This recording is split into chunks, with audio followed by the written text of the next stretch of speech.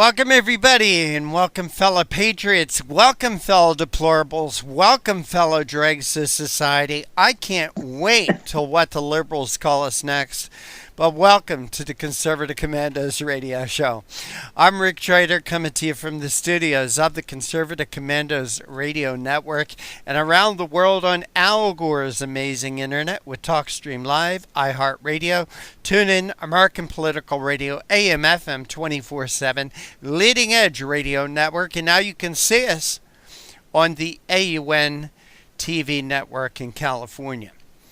And Sharon, our next guest is with us. The honor of the introduction is yours. It is an honor to introduce Gregory Wrightstone, who is a geologist with more than 35 years spent investigating the Earth and its processes.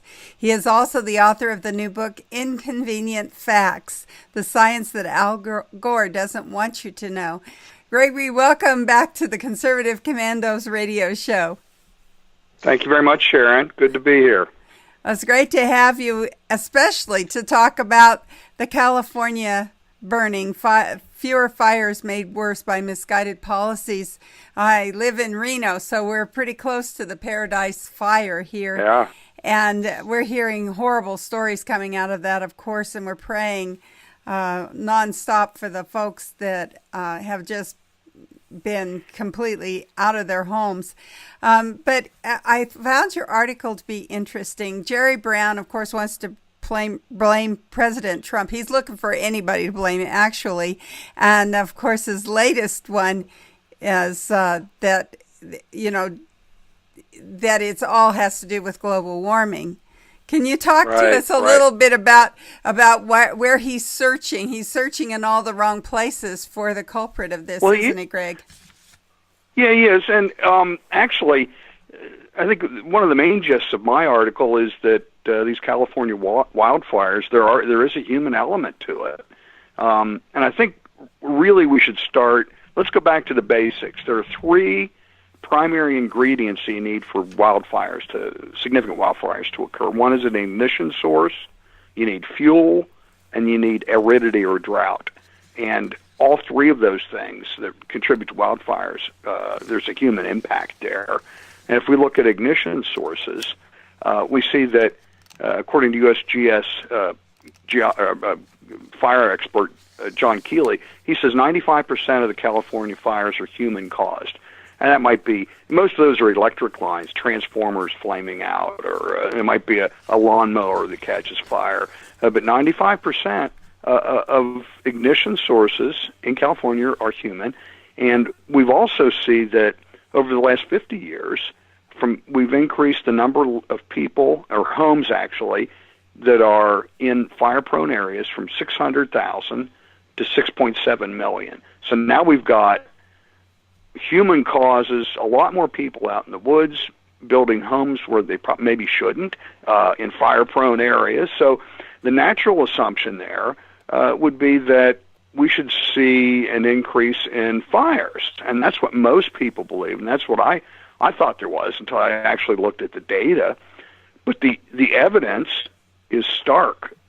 The number of fires have been decreasing, and it's not by a small amount, it's a pretty significant amount. In California alone, over the last 30 years, forest fires, the number of fires, and this is from CAL FIRE, the administrator of all things fire in California, indicates that those numbers have declined by half. All the while, the area burned has slightly increased. So that means that each fire is roughly doubled in size. And so that's what we're seeing is larger and more intense fires. And climate change isn't going to do that, but increase in fuel can and probably has. And that goes right back to what Trump was talking about, was bad forest management practices. And these are all well-intentioned environmentalist policies that have actually backfired. It's good intentions gone awry. Well, I thought that was interesting, too, when you began to talk about in the article this fuel, the wildfire fuel, and the sensible forest management that was started during had to do with timber harvesting and tree thinning and controlled burns and grazing. All of these things are things that the environmentalists just hate. They fight against any kind of what we're calling in this article sensible forest management. Exactly, and so we've seen it really was accelerated under the Clinton administration. I think it was 1994 with their they wanted to save the spotted owl. Remember that? Yes. So that's when really the anti-logging forces rose up, and they really cut down any thinning, because we can't be cutting down dead old timber because the spotted owl might live there, right? And also throughout California, they had electric generation facilities that were using biofuels back in the 60s and 70s, and they were taking the brush and creating energy from that. But again, the environmentalists said, no. You're adding CO2 to the atmosphere, right? Well, yeah, but we're also adding it now since it catches on fire. Think about all the CO2. And as you know, we've talked before, I'm a big supporter of carbon dioxide, and I've got a nice bumper sticker on the back of my SUV that says, I heart CO2. But this has all led, these well-intentioned changes in forest management has led to just an increase in undergrowth and dead timber. And when you're not logging and thinning, it also encourages the spread of bark beetles, which kill the trees. So now you've got large stands of dead wood just sitting there. It's basically kindling, waiting for a spark to rage into the next inferno. So it's been one bad policy after another. And this Sierra Nevada Conservancy, which you point out is not a pro-logging group, but I thought this was an interesting statistic, that there are now 300 to 400 trees per acre instead of the historical number of 50 to 80. That has to be a real problem. Yeah. And actually, it's something, too. The problem is not just the fuel, but the primary loss of soil moisture, and make no mistake, that's the big driver, along with the fuel. It's got to be dry, right? Because you can't, if it's wet, you're not going to have many wildfires. So what we have is the second largest soil moisture loss is due to transpiration, or in other words, the plants that are, if you will, breathing in and out. They're bringing in carbon dioxide and converting it to oxygen. And during that process, when they're exhaling, if you will, large amounts of water are lost in the form of water vapor. So they're sucking water out of the soil, using it in the process of photosynthesis, and then expiring it through the transport. Now, think about that. Now you've got 5 times too many trees per acre. Each one of those is competing for scarce soil moisture that they both need. So that's just actually compounding the soil moisture content problem we have. So it's not something that gets talked about a lot, but that's really contributing to this problem. Well, and the closer the trees are together, the easier it is for them to burn, isn't it? It is. That's a fact. And again, too, the closer they are together contributes to the spread of the bark beetle. And that's if you're in Reno, then you know, particularly up to the northwest in Oregon and Montana, that's been a particularly bad problem, killing lots of trees. So again, we're just a huge amount of dry, dead timber due to the bark beetles. Well, and our neighbor here, Lake Tahoe, they have some real interesting CCRs up there. You can't sweep away your pine needles. I mean, all of the things that we know cause fire. The trees are close to the house, they're close to each other. Lots of pine needles. It's just a fire waiting to happen up there. But we have to go to a break here, Greg, and we want you to stay with us while we do this break, because I know that Rick Trader on the other side, he's going to want to explore these governmental policies now, or environmental policies that are really causing havoc here in the West for sure. And we are coming to you from the Conservative Commandos Radio Network studios and around the world on the internet. And we are also now in Northern California at the AUN TV network in San Francisco, San Rafael, Marin, North Bay, San Jose, Silicon Valley, Santa Rosa, Wine Country, Redding, Chico, Sacramento, Monterey, California, and soon in Carson City, Tahoe, and Reno, Nevada. We'll be right back with our guest, Greg Wrightstone, who has been talking to us about California burning. We'll also be joined by our co-host, Rick Trader, who is also our in-studio producer, and I'm Sharon Engel.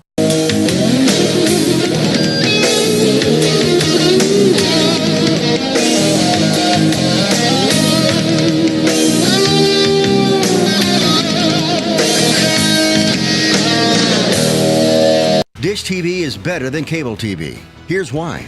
Dish has the nation's lowest TV price, along with an award-winning DVR that can skip commercials, record 8 shows at once, and get access to thousands of movies at your fingertips. Cable simply can't even compare. So the smart choice is to cut the cable and get Dish. Plus, you get all these great TV features, free HD DVR upgrade, free installation, and free movie channels. Say goodbye to cable and get more with Dish TV. 877-290-7764, 877-290-7764. As an added bonus, you can switch to Dish now and receive a $50 Visa gift card. So call now and get Dish TV. Call 877-290-7764, 877-290-7764. That's 877-290-7764. Limited time offer, 24-month commitment and credit qualification required. Cancellation fee, monthly equipment fees, and other restrictions apply. Promotion can change at any time.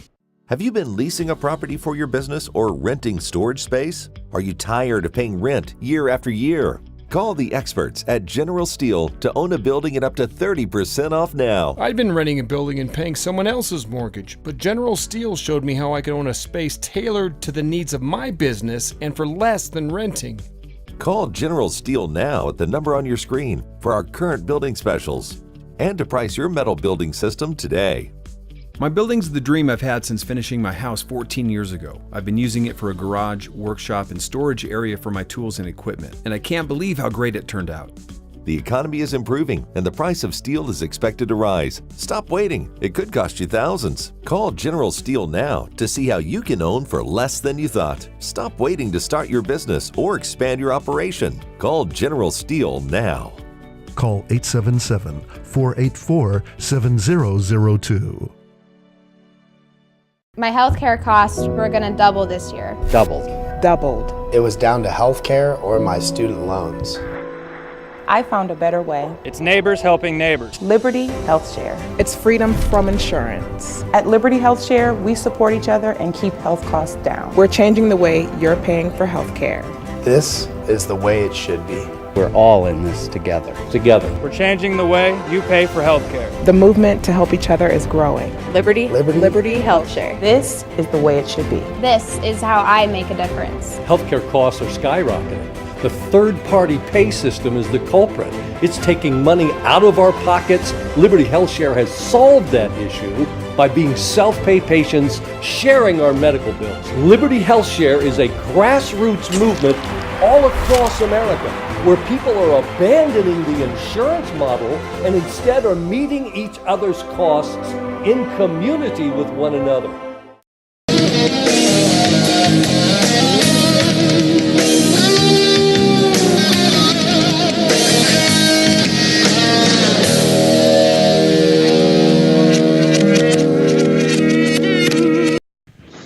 Thank you for staying with us. This is the Conservative Commandos radio show with Sharon Engel and yours truly, Rick Trader. For rebroadcasts of our shows, check out our website, CCRShow.com, for the radio broadcast, and our TV broadcast can be found at ConservativeCommandosRadioshow.com.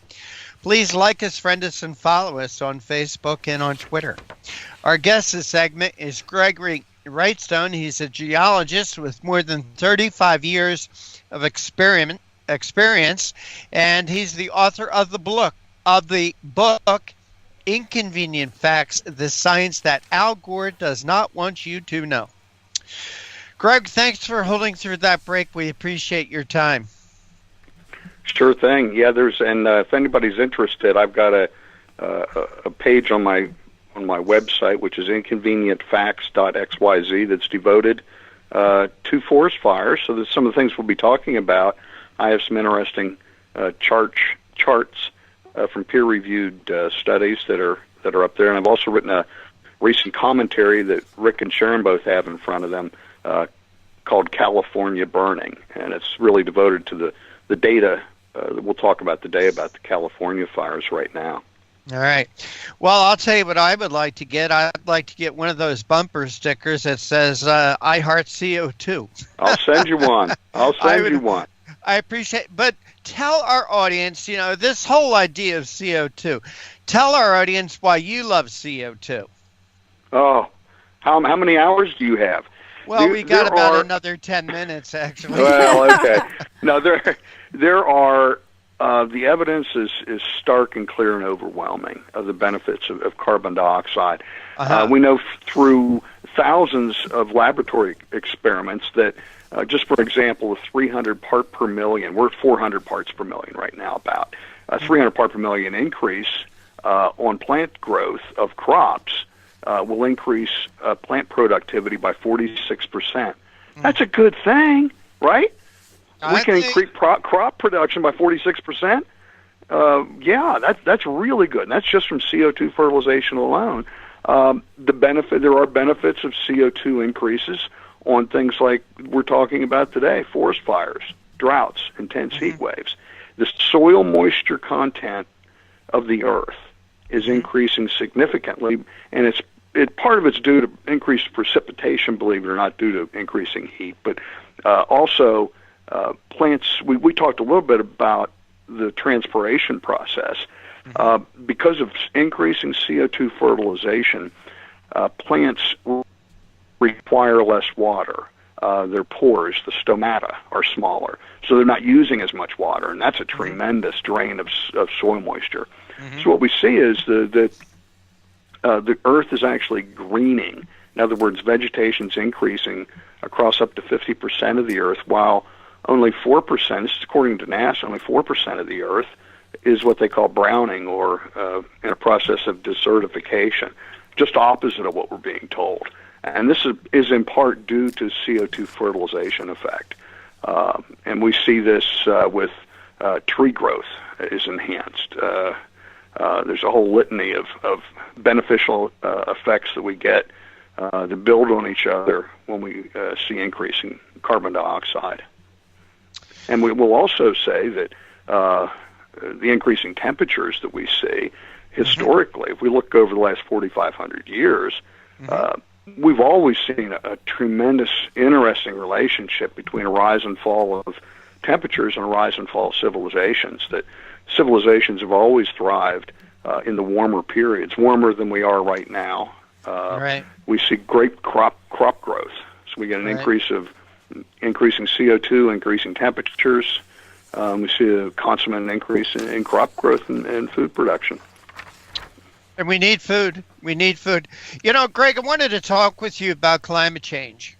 I'm a believer in climate change, and I've made this comment to you before here on the Conservative Commandos. That in the last 100,000 years there have been 4 major ice ages, and if we didn't have these ice age periods, that to me is proof that there is climate change. The climate has always changed. Okay, and what I want to bring up next is you're saying, or Governor Brown or whoever might want to talk about the drought in California. Well, there's always been cycles of droughts around the country, even within the last 100 years. The Dust Bowl in Oklahoma in the 1930s was because of a drought. And guess what? Oklahoma is not a desert now. So apparently that was a period of time where climate changed. But, also, as long as I can remember, Gregory Wrightstone, there has always been a cycle in California of these terrible fires, and then you have rain, and then you have mudslides, and then you have more drought. And it just seems to be a way of life in California. Am I right or wrong?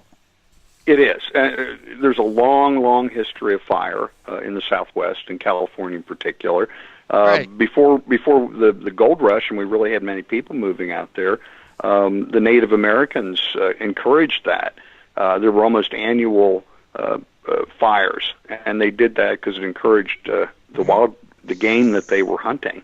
It provided grazing and new grass. And what we see, there was a great book I got that it was a picture book, really, of comparing photographs from the same spot in 1851 versus now. And if you look at the pictures now, it's just nothing but timber.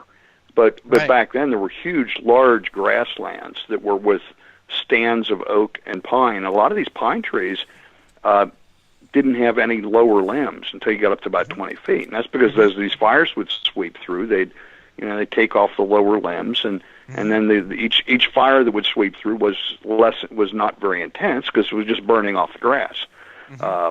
So we have that now in California. The problem when we talk about burning of the grass is we have some what do they call them, the invasive plants that are there now, Right. particularly eucalyptus and some of the exotic grasses that are taking over instead of the native things like chaparral and other native grasses. And these things propagate quicker, and so they grow up and they're crowding out these others, and these things contribute to the fire danger. Hey, Gregory Wrightstone, we only have a couple of more minutes, but, I wanted to touch on 2 points real quickly. Fire has always been a threat on the West Coast. Anybody who studies history, World War II history, will remember that Japan actually sent balloons, try to launch balloons with some sort of incendiary device to start fires. They recognize the fact that there's, always been a fire problem on the West Coast. But this is really, in my opinion, a political football. Jerry Brown might not have been governor when George Bush was president, but just like everything back then was George Bush's fault, everything today is Donald Trump's fault. And I don't care what it is. And it's just a political football. Right. They're using a tragedy to their own benefit, and it's disgusting. Well, the left really is very good at that. Gregory Wrightstone, I want to thank you so much for joining us. Please, once again, tell our audience how they could follow your work, get your book, watch your podcasts, and all that kind of stuff. Go to my website, which is inconvenientfacts.xyz, and if you hit the subscribe button, I'll send you a PowerPoint with the top 25 figures in the book, some of the inconvenient facts, and look for my new smartphone app that's in development now, all 60 inconvenient facts. You can have this information at the end of your smartphone. That way, if your idiot cousin or nephew from Columbia University tells you at Thanksgiving that polar bears are going extinct, you can go, oh, wait a minute. Here's a chart of 60 years of polar bear population. What about that? So I think it'll be powerful. I want to empower people with this information. Gregory Wrightstone, we want to thank you so much for joining us here on the Conservative Commandos. You've got my address. I really want one of those bumper stickers. I'll send you a bumper sticker. I'll do that. CO2.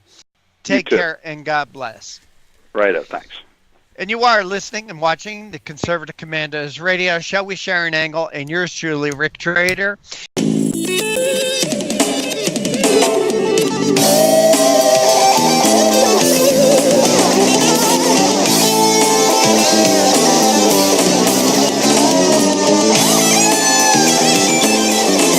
Everybody wants cheap airfare, but where do you find it? You call low-cost airlines. Their prices are direct from the airlines, and they're so low you can't find these fares published anywhere. They specialize in cheap flights, discount hotel rooms, cheap car rental rates, and great package deals anywhere around the world. Wherever you want to go, they can help you get there cheaply and with a best price guarantee. If you want the lowest prices on your airline tickets or other travel services, call now. That's right, call. That's the only way to get these rates. price. Experts are standing by 24/7 to get you the cheapest airfare and hotel rates available. So don't wait. Call right now for the lowest travel prices anywhere and for great last-minute travel deals too. Call 888-431-0562. That's 888-431-0562. 888-431-0562. 888-431-0562. AM/FM 24/7 Roku channel broadcasts all of our shows on demand. To ensure reliability, we store and stream our content on the same servers as Netflix and Amazon. Our Roku channel is free to use, and anyone owning one of the more than 10 million Roku devices can watch our channel at no cost whatsoever. If you have a television show or are thinking about producing a show, you can be a part of AM/FM 24/7's Roku channel. Watch our great shows on your Roku device. It's free and more reliable than cable TV. My healthcare costs were going to double this year. Doubled. Doubled. It was down to healthcare or my student loans. I found a better way. It's neighbors helping neighbors. Liberty Health Share. It's freedom from insurance. At Liberty Health Share, we support each other and keep health costs down. We're changing the way you're paying for health care. This is the way it should be. We're all in this together. Together. We're changing the way you pay for health care. The movement to help each other is growing. Liberty. Liberty Health Share. This is the way it should be. This is how I make a difference. Healthcare costs are skyrocketing. The third-party pay system is the culprit. It's taking money out of our pockets. Liberty Health Share has solved that issue by being self-pay patients sharing our medical bills. Liberty Health Share is a grassroots movement all across America where people are abandoning the insurance model and instead are meeting each other's costs in community with one another.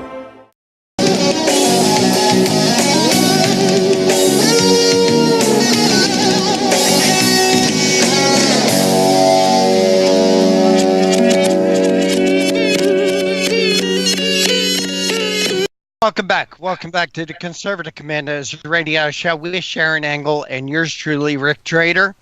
For rebroadcast, check out our website, ccrshow.com, ccrshow.com. That's for the radio version. The TV version can be seen at conservativecommandosradioshow.com. Two separate sites. And you can like us, follow us, and friend us on Facebook and on Twitter. And Sharon, our next guest is with us. Please make him feel welcome. Yeah, it's a privilege to introduce E. Calvin Beisner, who is the founder and national spokesman for the Cornwall Alliance for the Stewardship of Creation, cornwallalliance.org.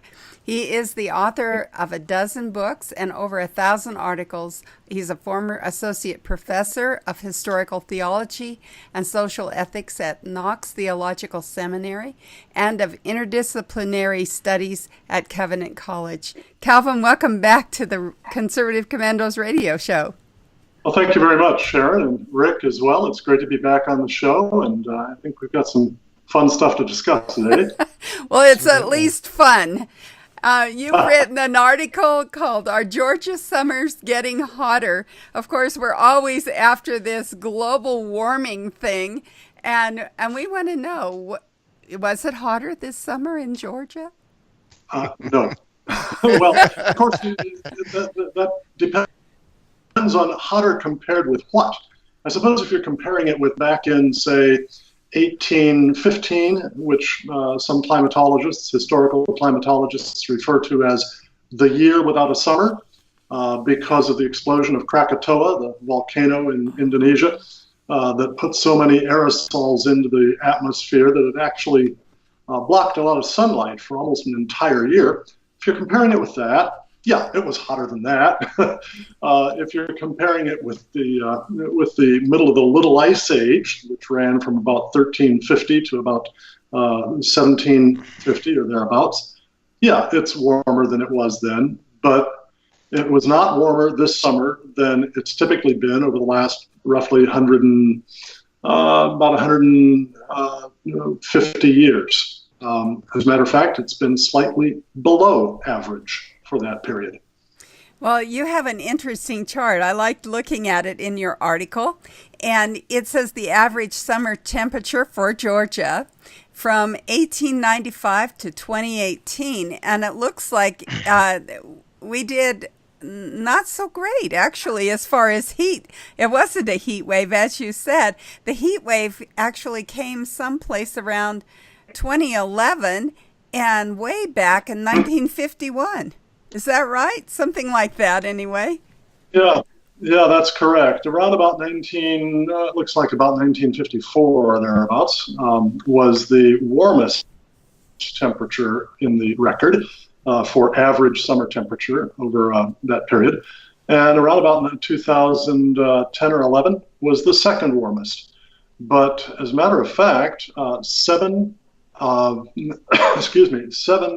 of the last 18 summers have been below the long-term average of 89.9 degrees Fahrenheit. And that's despite the fact that the long-term average is weighted downward a bit by the comparatively cold mid-1950s through the mid-1970s.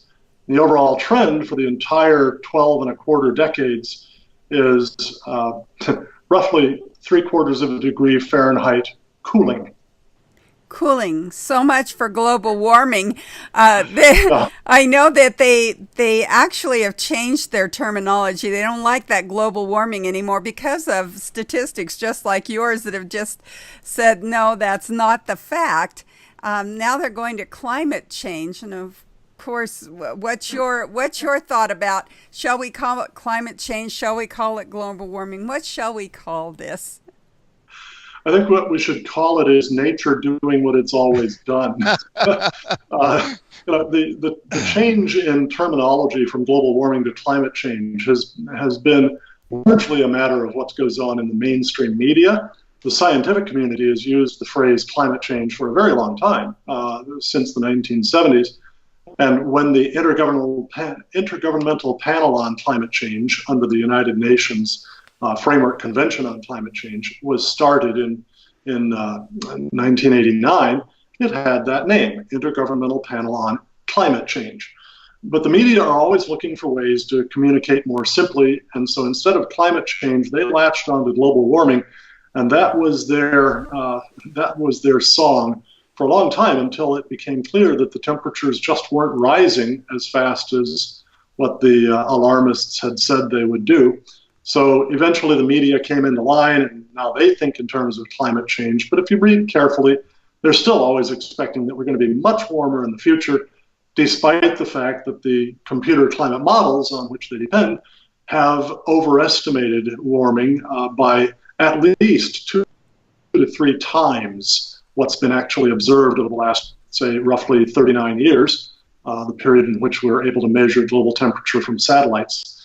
And that means that the models give us no rational basis for any predictions about future temperature, and therefore also no rational basis for any kind of policy dealing with it. Well, I think you've pointed out a really interesting conundrum, I guess is what we might call this, is that the media really isn't interested in scientific facts. They're more interested in the politics of this whole issue. And so that's what we're really dealing with here, isn't it? It isn't real science, it's real politics. Yeah, that's definitely the case. And in fact, that definitely describes the Intergovernmental Panel on Climate Change as well. Notice that the name isn't just about climate change. It is the Intergovernmental Panel on Climate Change. And the majority of the people who write the reports for the IPCC are government-appointed bureaucrats from a variety of different countries around the world, and they all are there on mission from their heads of state, from their policymakers in those countries. And they're definitely more about politics than about anything related to science. And the big politics, of course, is how do we get more money from the wealthy industrialized West to the poor developing rest? And climate change is an excuse for that, a rationale.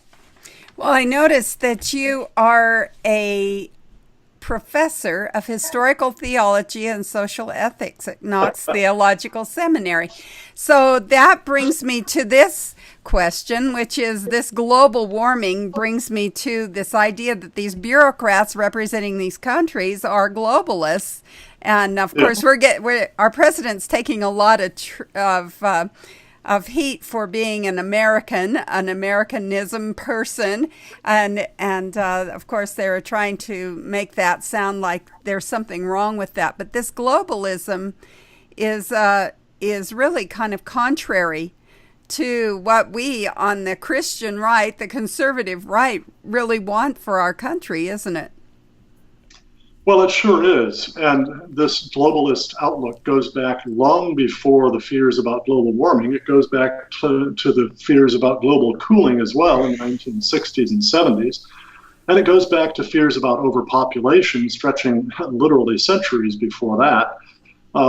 And this is just simply one more rationale for shifting the center of government, the weight of government farther and farther from local people to increasingly global locations. Excuse me. Our founding fathers, because they were overwhelmingly Christian, out of all the members of the Continental Congress and the Constitutional Convention, roughly 55 out of the 58 members were Christians.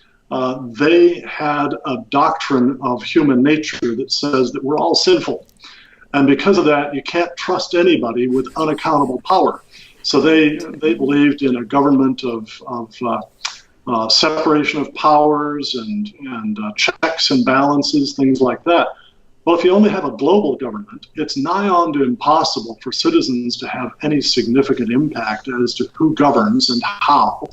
And checks and balances just basically disappear. So our founding fathers wouldn't have liked that, and the reason that they wouldn't have liked it is that they had good, solid, biblical Christian theology backing their understanding of human nature. And also the writing of the Constitution and our other founding documents. It's pretty well documented that that's exactly where they got their ideas.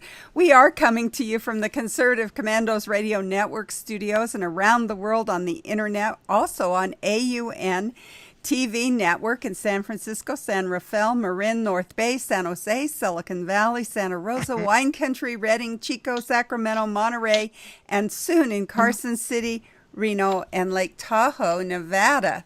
We have been talking with Calvin Beisner, who's the founder and national spokesman for the Cornwall Alliance for the Stewardship of Creation, and we've been talking about our Georgia summers getting hotter. We'll be right back after this message with our guest, Calvin Beisner, our in-studio producer, Rick Trader, and I'm Sharon Angle.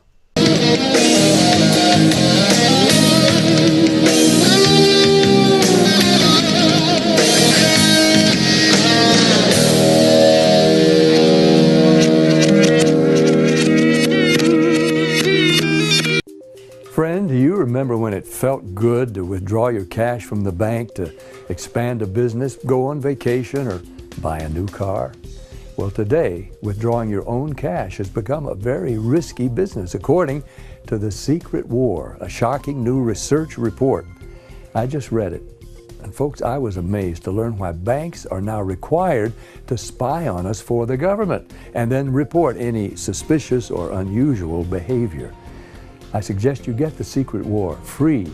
Just call the number on the screen, no charge, from the folks at Swiss America. And get this, did you know simply spending cash today may be enough to have you branded as a potential criminal? That's right. The new war on cash is really a war against all freedom-loving Americans. The Secret War is yours free, so call the number on the screen and you can tell them Pat Boone gave you the number. My healthcare costs were going to double this year. Doubled. It was down to healthcare or my student loans. I found a better way. It's neighbors helping neighbors. Liberty Health Share. It's freedom from insurance. At Liberty Health Share, we support each other and keep health costs down. We're changing the way you're paying for health care. This is the way it should be. We're all in this together. Together. We're changing the way you pay for health care. The movement to help each other is growing. Liberty, Liberty Health Share. This is the way it should be. This is how I make a difference. Healthcare costs are skyrocketing. The third-party pay system is the culprit. It's taking money out of our pockets. Liberty Health Share has solved that issue by being self-pay patients sharing our medical bills. Liberty Health Share is a grassroots movement all across America where people are abandoning the insurance model and instead are meeting each other's costs in community with one another.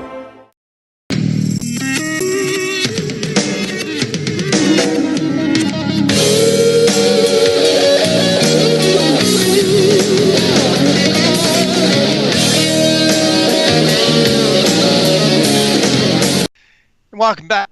Welcome back to the Conservative Commandos radio show with Sharon Angle and yours truly, Rick Trader. Once again, for rebroadcast of our show, check out our website, ccrshow.com, ccrnetwork.com, or conservativecommandosradioshow.com.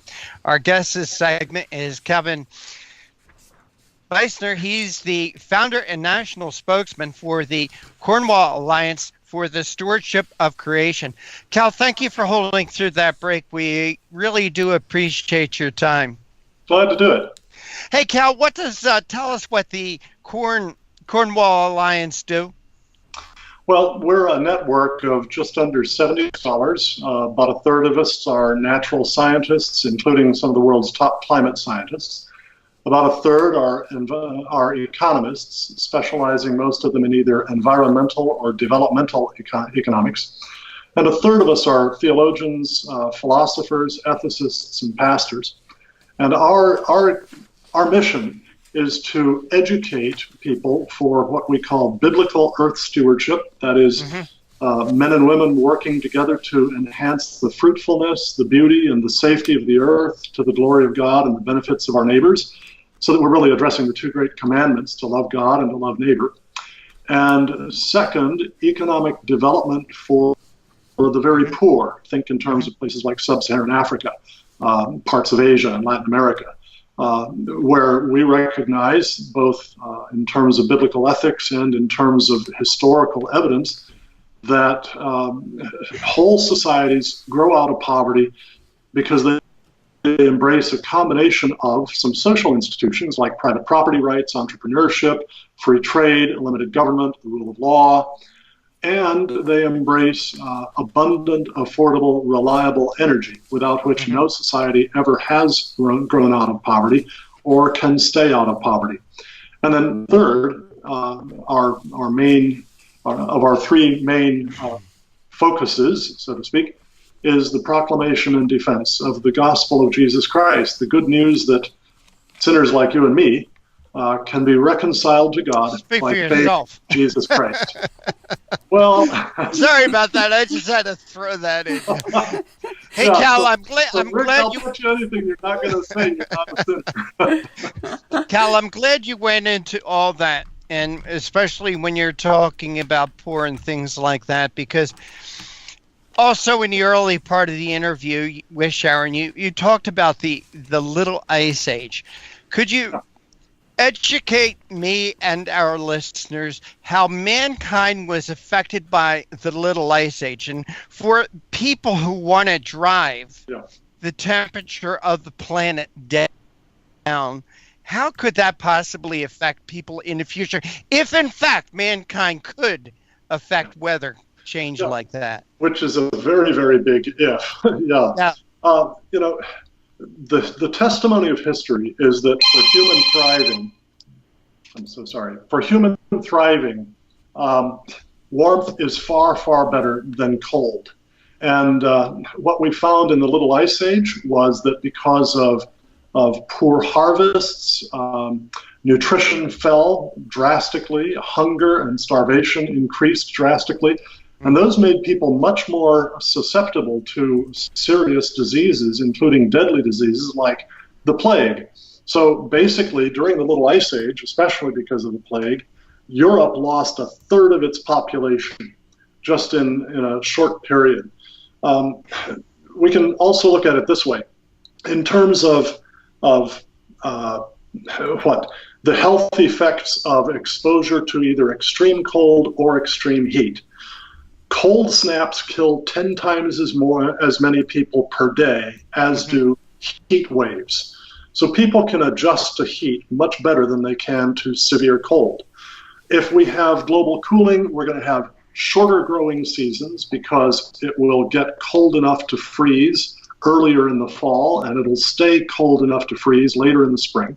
We're also going to have a loss of cultivable land because the areas that are just too cold to cultivate are going to expand because that cooling happens mostly toward the poles. So basically, little ice age, very bad news. It's one of a natural cycle of warming and cooling periods. And in fact, the current so-called modern warm period, which generally is thought to run from about 1850 to the present, is still significantly cooler than the medieval warm period that ran from about 900 to about 1250. Cooler is also as well than the Roman warm period, which was around the 1st, 2nd, and 3rd centuries AD. And cooler also than the Minoan warm period, which was several centuries earlier than that. So if nature could warm us up that much then, there's no reason to think that nature couldn't warm us up that much now. And that really brings into question the notion that our CO2 emissions have been the temperature knob to cause recent global warming. As a matter of fact, CO2 is essentially a trace gas in the atmosphere and not going to control temperature. Cal, could you hold that for a minute, please? Because I want to walk out of the frame of the camera, and I want to go get a book that was just sent to me by a friend of the show. The book is Inconvenient Facts. Yes. And it's written by Gregory Wrightstone, who was with us last week. And Gregory is, by the way, one of the scholars with Cornwall Alliance's network. And, well, he sent me a bumper sticker. And the bumper sticker says, and I'll hold this up, it says, I heart CO2. You betcha. Everybody wants, not everybody, but people on the left want us to think that CO2 is a poison. It's destroying the earth. But Rick Trader is going to put this on his car. Why should I love CO2? Why does Gregory Wrightstone love CO2? Well, Greg, the geologist, knows his biology too. And, most of us, clear back in around 6th grade, learned that plants need CO2 to grow. They emit oxygen. Animals emit CO2. And the more CO2 there is in the atmosphere, the better plants grow. You can summarize it this way. For every doubling of CO2 concentration in the atmosphere, you get an average 35% increase in plant growth efficiency. Plants grow better in wetter and drier soils, in warmer and cooler temperatures. They resist diseases and pests better. They increase their fruit to fiber ratio. That means that there's more food for everything that eats plants and everything that eats things that eat plants, right? So that's everything on the Earth. The planet has been greening because we put more CO2 into the air. Satellite imagery makes that very clear. And frankly, if we want to make food cheaper for especially the poor around the world, adding CO2 to the atmosphere is one of the best ways to do it, especially because we don't pay anything extra for doing that. We just get it as a helpful byproduct of our generating energy from coal, oil, and natural gas.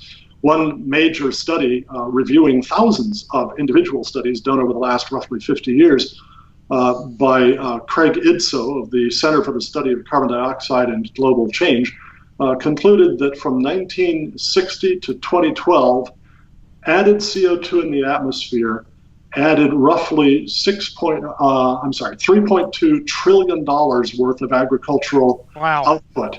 And from 2012 to 2050, with CO2 emissions going the way they are, we can expect an additional $9.6 trillion worth of food that wouldn't be there if we didn't put the CO2 into the atmosphere. Well, Cal, God bless you for saying cheaper food for the poor, but how about this? food for the rest of us. That too. That too. Hey, Cal, we have to run. We're coming up against a hard break. E. Calvin Beisner, founder and national spokesman for the Cornwall Alliance for the Stewardship of Creation. Please tell our audience how to follow your work.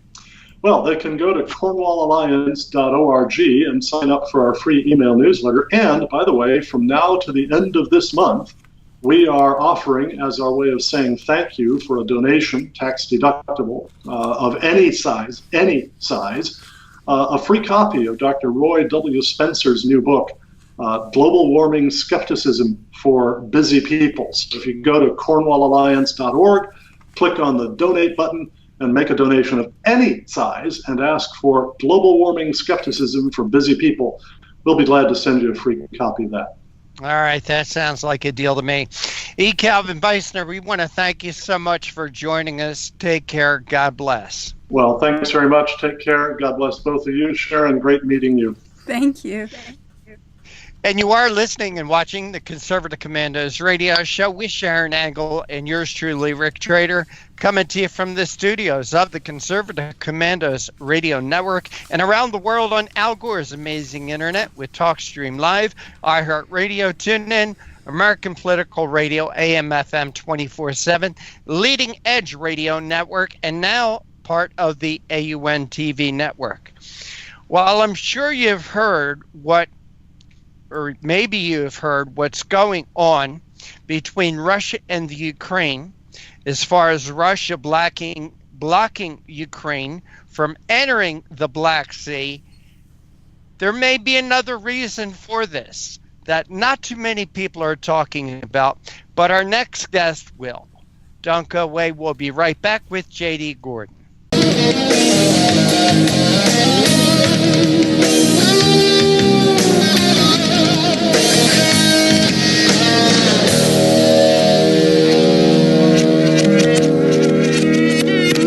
AM/FM 24/7 Roku channel broadcasts all of our shows on demand. To ensure reliability, we store and stream our content on the same servers as Netflix and Amazon. Our Roku channel is free to use, and anyone owning one of the more than 10 million Roku devices can watch our channel at no cost whatsoever. If you have a television show or are thinking about producing a show, you can be a part of AM/FM 24/7's Roku channel.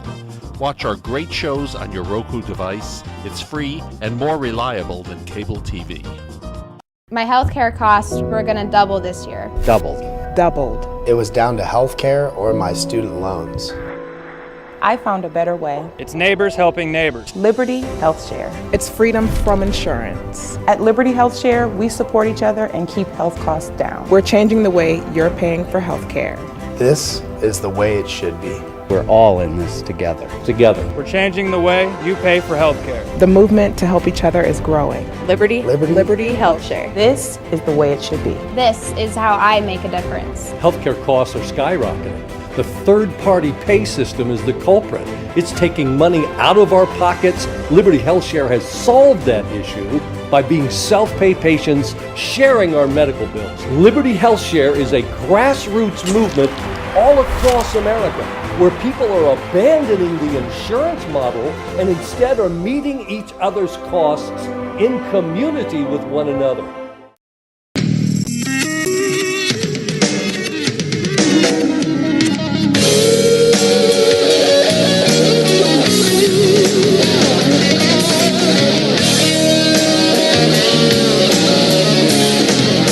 This is the Conservative Commandos radio show with Sharon Angle and yours truly, Rick Trader. For rebroadcast of our shows for radio, please go to CCRShow.com. That's CCRShow.com. That's for rebroadcast of our radio shows. And for rebroadcast of our latest TV show, please go to ConservativeCommandosRadioShow.com. Sharon, our next guest is with us. The honor of the introduction is yours. It is a pleasure for me to introduce Craig Richardson, who's the president of the Energy and Environment Legal Institute and is a seasoned professional with more than 25 years of experience. He previously served as executive director of the American Danish Business Council and Leadership for American Futures PAC, Lead PAC, a PAC founded by former Congressman Steve Largent. In addition, he has provided strategic communications and fundraising services to political clients and worked for the re-election campaigns of several U.S. senators and U.S. representatives. Welcome to the Conservative Commandos radio show, Craig Richardson. Well, thanks for having me. I appreciate the opportunity. Well, it's our pleasure to have you. And we asked you to come on and talk about an article that you wrote, Bogus Climate Change Lawsuits Need to Stop. How do we stop those? And we all agree that climate change in itself is bogus, but I think you're getting more to the point of the lawsuits themselves are bogus. Yeah, it's a little like that movie Groundhog Day with Bill Murray. I mean, we seems to be over and over again, and we were the ones, you may have recalled maybe 3 or 4 years ago now, or 3 years ago, when the former Attorney General of New York, Eric Schneiderman, got together with Al Gore and 18 of their other buddies, and they stood on a podium saying that they were Exxon knew, and we're going to go after Exxon, and our FOIA request, Freedom of Information, showed that this was nothing more than a Rockefeller-funded effort to essentially shake down these oil companies and do what they did in the 90s with the tobacco industry and essentially create a huge settlement. And so we blew that thing wide open, and after our FOIAs went public, I think by the end of the year, there's 2 left. It was Schneiderman and then Healy from Massachusetts that were left in this coalition, and then Schneiderman had his own Me Too issue, and so every day, like I said, it's like Groundhog Day. Now we got a new Attorney General, and it's always New York, right? Because that's the home of the Rockefellers. ExxonMobil, ironically, is the 2 largest Standard Oil companies that merged. So, it's like I grew up in Boston, so I know what it's all about to see the same names and faces come over and over again. But it is a little bit, repetitive, but they continue to keep going. Well, you said in a recent study that the U.S. Chamber Institute for Legal Reform estimates that nearly half the costs and compensations paid out in our tort system is about $184 billion. Talk about how these kinds of lawsuits impact that. Well, I mean, it impacts all industries. For example, I mean, most notably when you're obviously dealing with the medical community and you get doctors preventing defensive medicine. And it's a similar thing here. I mean, companies aren't being innovative. But the bottom line you got to remember in that staggering figure is these are for-profit organizations, and particularly talking about a company like ExxonMobil, they're not going to put, reach in their pocket and pay for this. This is going to show up in the cost at the gas pumps and the other products that they produce. So it's not like they're trying to shake down the big bad company. No, they're shaking down the average Americans, the ones who can least afford to pay higher gas prices. Thus, who's paying for this money?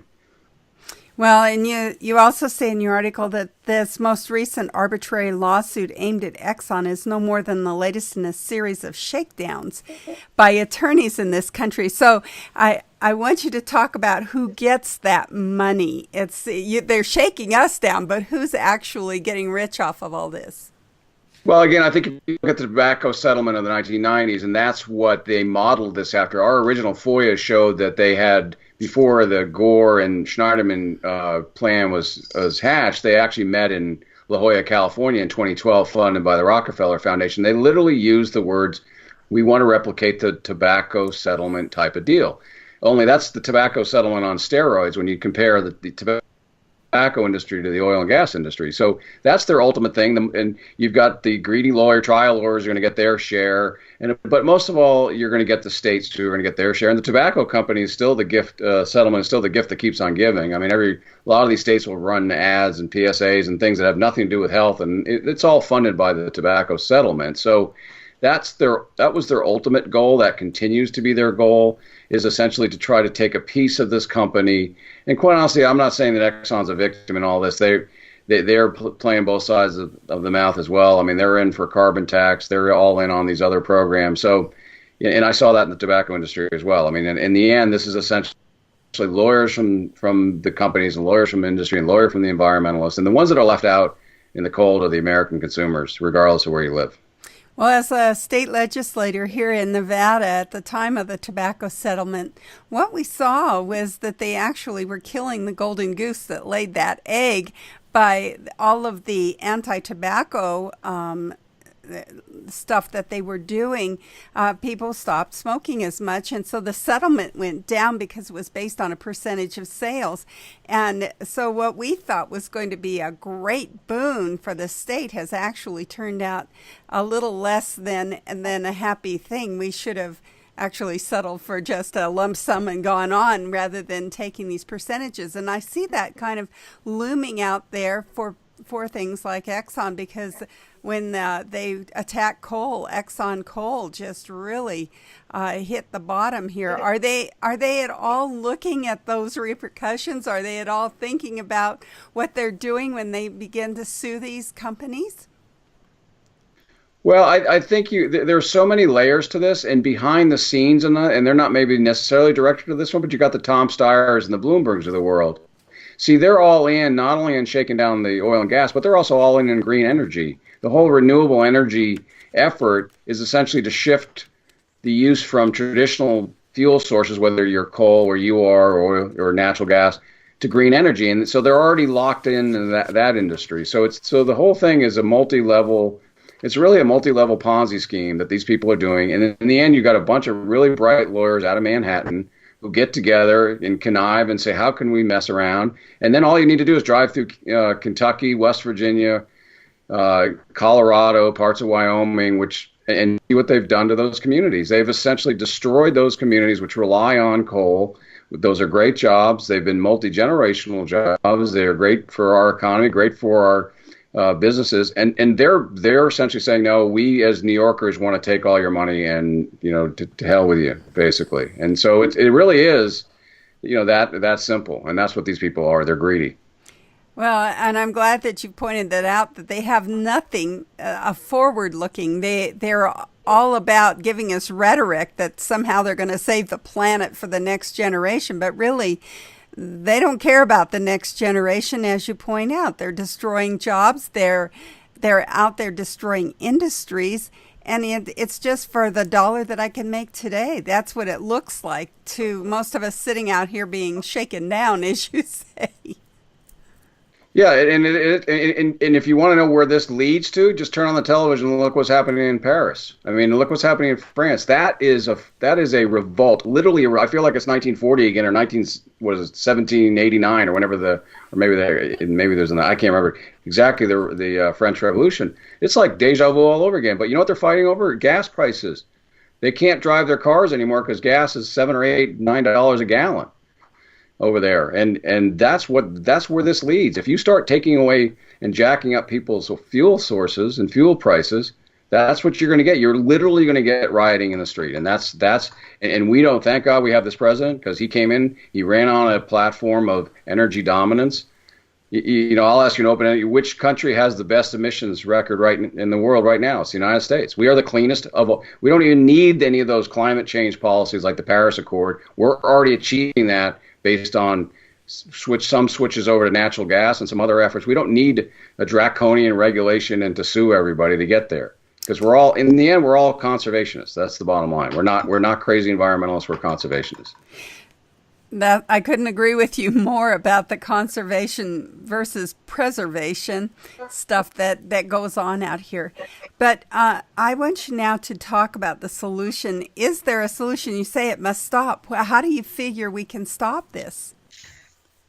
Well, I mean, you can't unless you want to get tort reform through a Democratic House. Good luck with that. So to answer your question, I mean, it is the American way, right? The legal system's the American way. I think all you can continue to do, I mean, I say, fortunately, in this case, at least Exxon's fighting back. Sometimes we get industries, and I know in your long history, you've probably seen companies that just fold over and they'd rather roll over rather than. So I think they've got to do what they're doing. They're pushing back. They pushed back in the federal one out in San Francisco.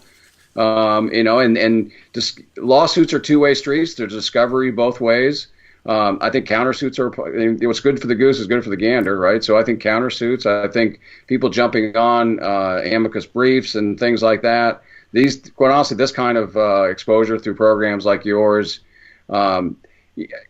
Again, harking to Paris, and they have now put a finger on what the problem is because of public relations and because of people who have communicated. They're not believing the false, fake narrative that this is the only way out, these draconian green policies. They get it. You know what? Because they can't drive their cars anymore because it's too expensive. So American people get it.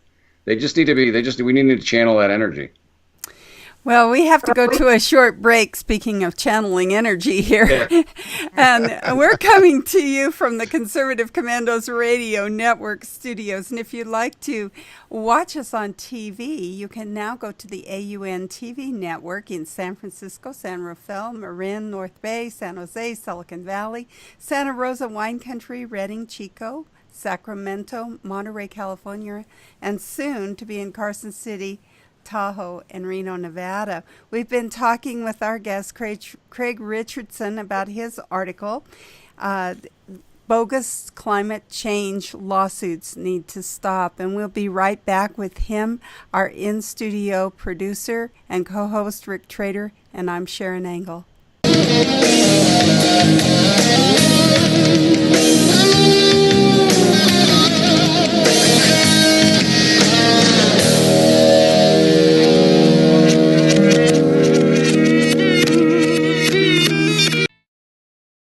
I saw voter fraud with my own eyes. Now, people say, why didn't you report it to the authorities? Well, they were the ones doing it. The integrity of one man, one vote doesn't apply at the Texas state legislature. There is no way to know if your representatives are voting for themselves. Department, a Republican, reaches back to vote for Democrat Oliveira. Democrat Matt Reynolds votes for Republican England. 2 out of 3 voters nationwide believe that voter fraud is a serious problem in the U.S. today. The process is rigged. Both sides of the aisle are guilty. Florida now has to tell the Department of Justice whether the state will comply with DOJ's demand to stop purging thousands of people from its voter rolls. We have the sloppiest election system of any industrialized democracy. Philadelphia flagged 50,000 duplicate registrations, so just think how many more slipped through. It's almost impossible to detect. How do you get caught? You only get caught if you confess. Election corruption is deeply embedded in America. Quote, election fraud is a crime that usually pays, unquote, writes Tracy Campbell in his book, Deliver the Vote, A History of Election Fraud, an American political tradition from 1742 to 2004.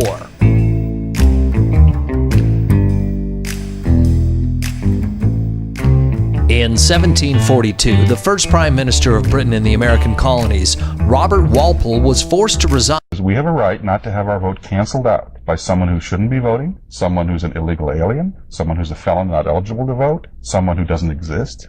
If they vote, they cancel your vote out as much as if you're prevented from voting.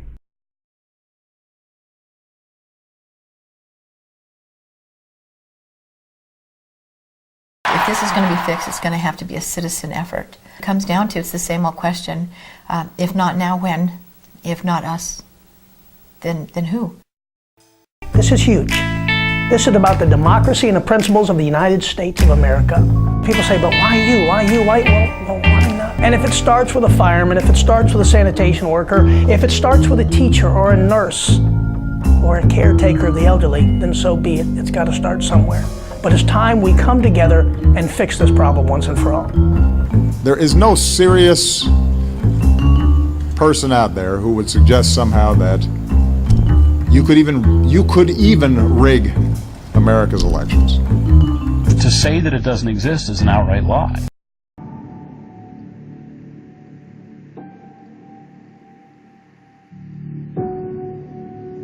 Serious allegations of voter fraud, the claims raising questions about the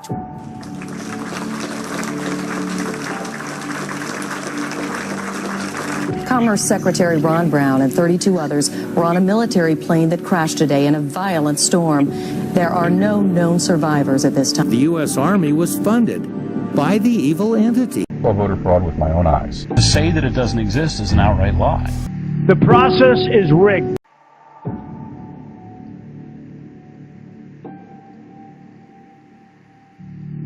People die and fall for the right time.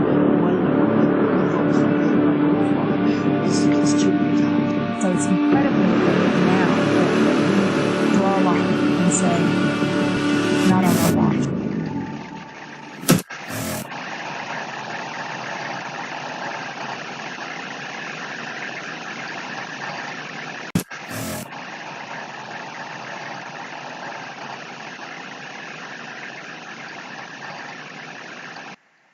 My healthcare costs were going to double this year. Doubled. It was down to healthcare or my student loans. I found a better way. It's neighbors helping neighbors. Liberty Health Share. It's freedom from insurance. At Liberty Health Share, we support each other and keep health costs down. We're changing the way you're paying for health care. This is the way it should be. We're all in this together. We're changing the way you pay for health care. The movement to help each other is growing. Liberty Health Share. This is the way it should be. This is how I make a difference. Healthcare costs are skyrocketing. The third-party pay system is the culprit. It's taking money out of our pockets. Liberty Health Share has solved that issue by being self-pay patients sharing our medical bills. Liberty Health Share is a grassroots movement all across America where people are abandoning the insurance model and instead are meeting each other's costs in community with one another.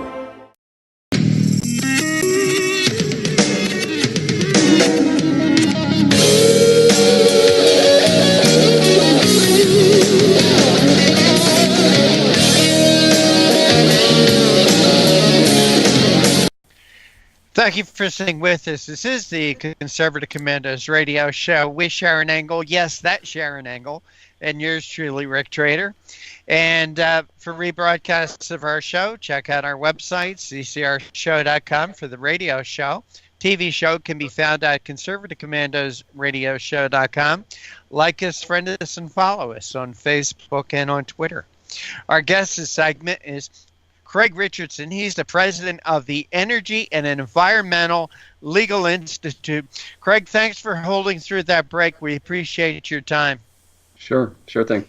Don't you find it ironic, or is it just me, that the Rockefellers are behind this and Standard Oil is how they made all their money, and Standard Oil, became Exxon, and I just find there's something wrong there. Well, I used to use the line because we actually did a whole report on the Rockefellers themselves, and my line was that all roads lead to Rockefeller Plaza. You name an issue, and I will show you. I mean, literally, the land that the United Nations sits on is their property. So, wow.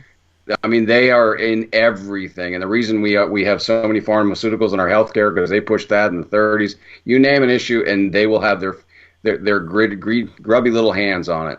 Right. And they've done more damage to this country than any other family that has ever come along. We're discussing an article that Craig wrote. Bogus climate change lawsuits need to stop. And again, New York Attorney General Barbara Underwood recently filed lawsuit against ExxonMobil, alleging the company failed to account for the real future cost of complying with greenhouse gas emission regulations. I have a solution. I have a solution to stop all these lawsuits. I guarantee it would stop the lawsuits. Stop selling oil in New York. Stop selling gasoline in New York. I mean, that will solve the lawsuits. You see, you were talking about what's happening in France. What would people in New York do if they can't buy oil to heat their home, if they can't buy gasoline to drive their car? These lawsuits would stop on a dime. I'm serious. I'm a Red Sox fan. You got no qualms from me. No, I think you're right, though. I mean, because I'll tell you, on the flip side, what I found... They don't want them. Don't sell it there. They don't want them. I mean, ironically, to go harken back to the 90s again, I mean, that was Philip Morris's headquarters was New York, and then did all that. So, yeah, there's clearly, if you've seen that New Yorker view, the New York, the map they show, the New Yorkers' view of the world, I mean, that's what they think. And what I found most offensive as I got stories from what was going on in the coal country is, they would go down and the Sierra Club would say, oh, well, we know it's going to hurt your industry. So we've put in the bill $2 million for job replacement or job retraining. What are you going to teach these guys to be computer coders? I mean, it's so arrogant that these people do this. And I know you have a great appreciation for that part of America. That is so much a part of America. And to think that these guys go down there and say that they can dictate the energy policies, not only that affect those local communities, but then us nationally, because the Sierra Club has convinced everybody that the world is falling apart, and that's just not that's not the case. And then at some point, we're at least got, again, outlets like yours where we can get but look at how New York is orchestrated. It's not just the fact that they own the attorney generals. they've literally been able to put whatever they want in the New York Times on a daily basis. And I been in PR in Washington for 30 years. The way it works is something's printed in the New York Times. In the old days, we had 3 networks, but ABC, CBS, NBC. They rip and read. They rip off whatever's top fold of the New York Times is the lead story on all 3 networks, and that's essentially how they control the narrative. And it's goes part and parcel to their strength and power to be able to really do what they're trying to do. So the only way back is to push back. Yeah, well, let's continue to talk about New York stupidity. New York has I don't know, billions or trillions of dollars worth of gas and oil right under it in the Marcellus Shale. They don't want to touch it.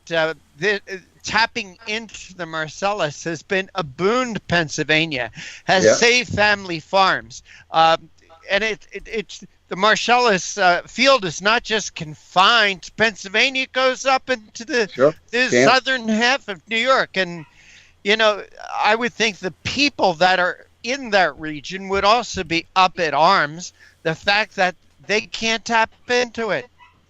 Well, again, I think the way that this is really the United States has evolved or devolved is that you essentially have a very small geographical area, but very large population base controlling the rest of the country.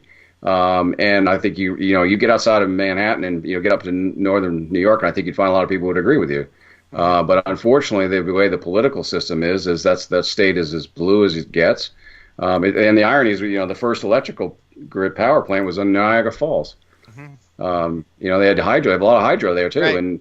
And for some reason, these windmills that break down and are eyesores or the things they put on solar panels in people's houses somehow are renewable, but hydro, they don't even count hydro as renewable. So, I mean, you realize that it's a political move. It's a ideological doctrine these people are pushing, and none of it makes sense. And I agree with you 100%. I mean, and there are a lot of people, I'm sure, in those states that are very blue that are having a problem with this.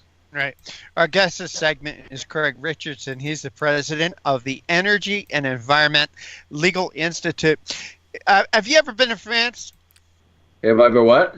Ever been to France? I was there for the last COP, the IPCC's climate change thing, and I got there, and my friend Myron Ebel from CEI was his face was all over wanted posters all over Paris because we were doing a counter event to their to the UN's event, so they know us and we know them. But yes, I was there.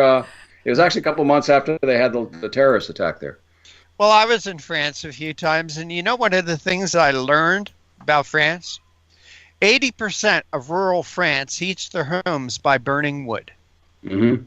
Now, when you want to talk about something that's polluting, I would think burning wood is a whole lot dirtier than coal or oil or gas or natural gas. And this is what it might take, and I'm serious, Sharon and Greg, this is what it might take for people in this country to finally wrap their head around the fact that we need energy. We need cheap energy, and we need a whole lot of it. Not just to power our cars, not just to heat our homes, but just for our industry, for our businesses. I'm surprised, Craig, I'm surprised it's taken this long for the people in France to revolt against these high energy prices. When I was there, 8 years ago, when I was there, the price of gasoline worked out to about $6 or $7 a gallon at that time. I'm surprised it's taken them this long to finally revolt. Well, I think what you've seen, and again, I don't think it's a coincidence, but what you have a similar model there. You've got a large metropolitan area in Paris, and the good, and we like to make fun of the French, but they actually are very entwined with our history. I mean, we wouldn't have America if it wasn't for them. They came and they lent us the ships and the money. Vice versa. Right, and we help them, and so we do like to make fun of them because they, but that's just the way it is. But no, if you get outside of you get to southern France, I mean they're very very fond of Americans, and they're very fond of the. I was at an Atlas Freedom Foundation event, and I had a Parisian come up to me, and I was complaining about where America was going, and he literally grabbed me by the arm and shook me and looked me in the face, and he said, "You can never give up." He said, "Because if America gives up, the world is gone." He said, "I will never go back to again. I live in New York now, and I'll never go back to France because this is where freedom is. And so we have to pray for our brothers and sisters over not only in France but you're going to see this as much as the corporate fake news is trying to tamp this down. This is going to be the spark that lights the rest of the Europe, because they've been following these same green plans now. They're all into the same thing. I mean, it's all the UN driven, all these unrealistic renewable targets that are driving these things. And they're the first ones to step up, but they're all coming. I mean, in England, you talk about burning wood. We did an energy poverty video. They're burning their seniors are burning books. They're going to the bookstore to buy books. Wow.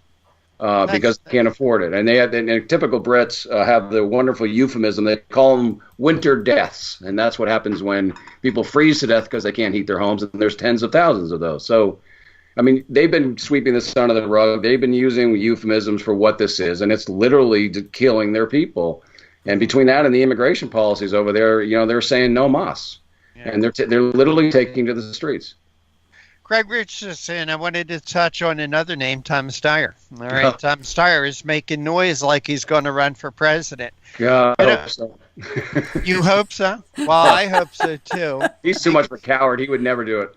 Well, this man is, in my opinion, is a total hypocrite. I guess about 3-4 years ago, he was talking, during the Obama years, he was talking about the Keystone Pipeline, how terrible we have to stop the Keystone Pipeline. What I found out about him, he was invested in a company that was invested in the Trans Mountain Pipeline.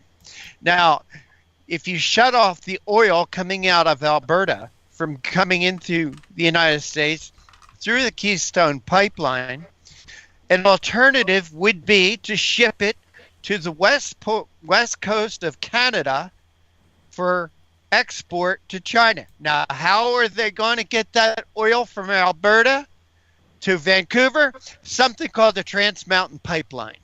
And that was Tom Steyer. And now he's talking about, oil's a dirty thing. He made a lot of money off the Trans Mountain Pipeline. Yeah, before he became a born-again green, he made all his money in coal-fired power plants through Fallon Investments. In fact, even while he claims he's no longer part of Fallon, Fallon's still investing in overseas coal-fired power plants in Vietnam. Now, the guy is a sham. He is the worst type of American there is. He's claiming to be green. He's claiming to be helping the environment. By the way, he's another New Yorker. He's a Manhattan-bred guy who went out to the West Coast. You look at his pedigree. His dad was Cromwell in one of the big law firms there. He had all the pedigree that those people have, and he got in early, into investments into energy, and then all of a sudden, when he and Al Gore saw the green energy boom coming along, and they could get a guy like Obama in the White House, they suddenly switched over, at least publicly. But like you said, even privately, they didn't. All right.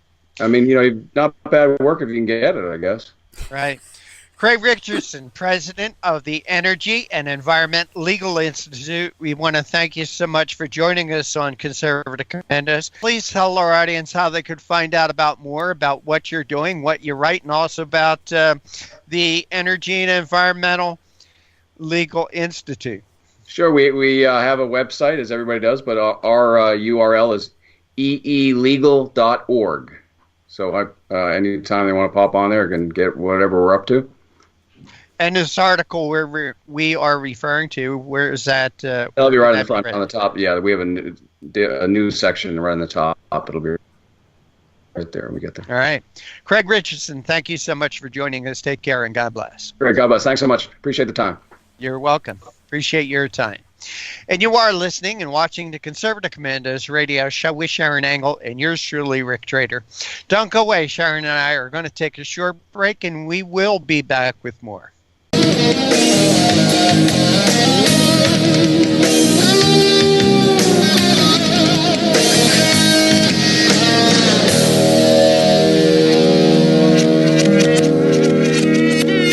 a new car?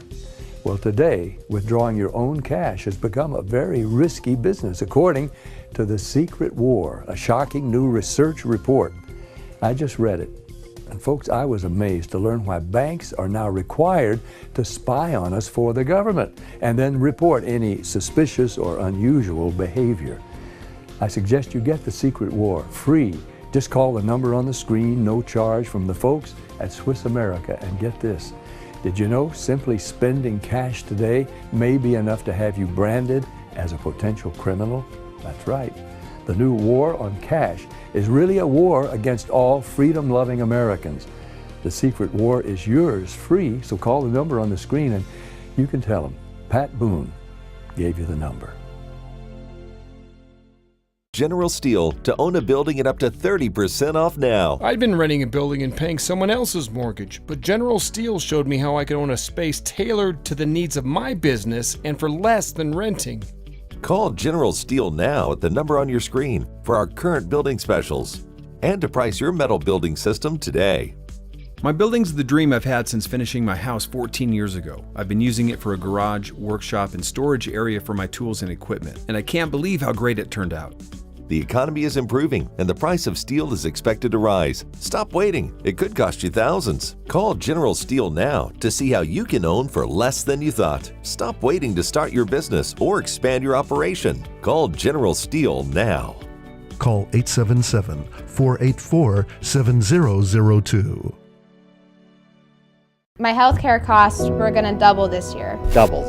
Doubled. It was down to healthcare or my student loans. I found a better way. It's neighbors helping neighbors. Liberty Health Share. It's freedom from insurance. At Liberty Health Share, we support each other and keep health costs down. We're changing the way you're paying for health care. This is the way it should be. We're all in this together. We're changing the way you pay for health care. The movement to help each other is growing. Liberty Health Share. This is the way it should be. This is how I make a difference. Healthcare costs are skyrocketing. The third-party pay system is the culprit. It's taking money out of our pockets. Liberty Health Share has solved that issue by being self-pay patients, sharing our medical bills. Liberty Health Share.